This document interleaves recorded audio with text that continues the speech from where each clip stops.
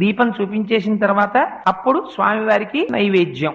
అప్పటికి అవసర నైవేద్యం మీ దగ్గర ఏది ఉంటే అది. ఒకవేళ ఏదీ లేదనుకోండి, బాగా జ్ఞాపకం పెట్టుకోండి ఒక విషయాన్ని.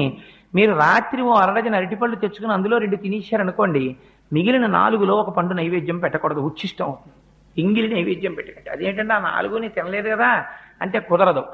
ఒకే అంచుకు వేలాడుతున్నటువంటి పళ్ళలో కొన్నిటిని మీరు తిని కొన్నిటిని నివేదన చేయడానికి వీలు లేదు. కానీ ఒక అరడజన అరటిపళ్ళు తెచ్చి 2 తుంపి పూజ గదిలో పెట్టి 4 పళ్ళు మీరు తింటే దోషం లేదు.